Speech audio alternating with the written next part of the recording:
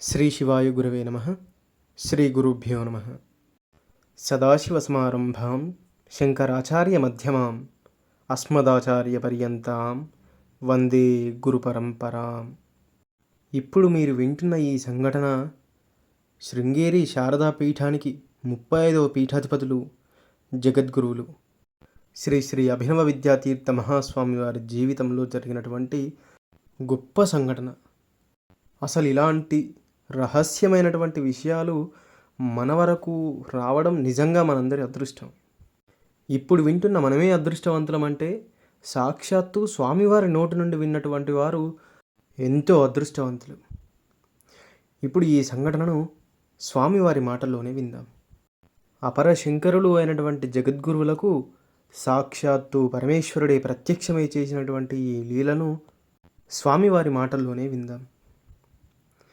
నా కళ్ళలో నీటిదారు ఉబుకుతోంది. దేహంపై ఉన్న రోమాలు నిక్కబడుచుకున్నాయి. ఆ దేవదేవను పెదవులు కదిలి ఈశ్వరుని మధురమైన పలుకులు నాకు వినబడుతున్నాయి.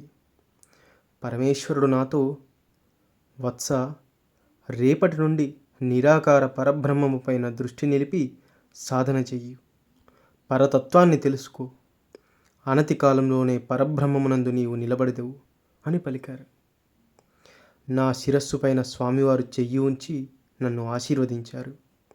ఆశీర్వదించిన కొద్ది క్షణాల్లోనే వారు అంతర్ధానమైపోయారు.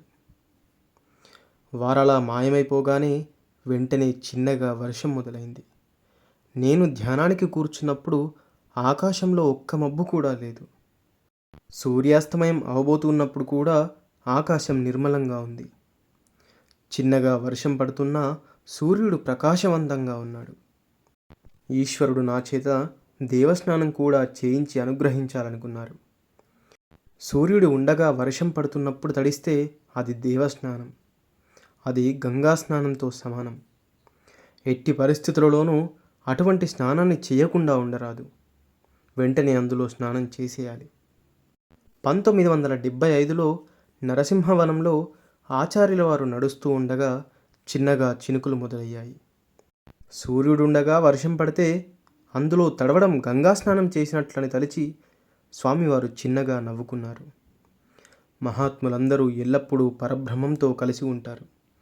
ఈ యథార్థాన్ని తెలుసుకోవడానికి వారి గురువులు ప్రత్యేక పాత్ర పోషిస్తారు.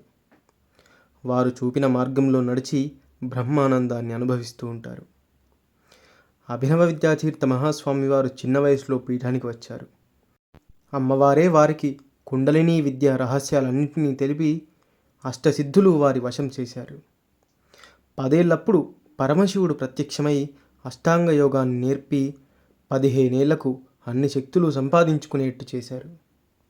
చంద్రశేఖర భారతీ స్వామివారు అభినవ విద్యాతీర్థ స్వామివారిని, అభినవ విద్యాతీర్థ స్వామివారు భారతీ తీర్థ స్వామివారిని, భారతీ తీర్థ స్వామివారు విధుశేఖర భారతీ స్వామివారిని, అలా గురు పరంపరలో శిష్యులకు మార్గాన్ని చూపి సనాతన ధర్మాన్ని, పీఠ పరంపరను కాపాడుతున్నారు.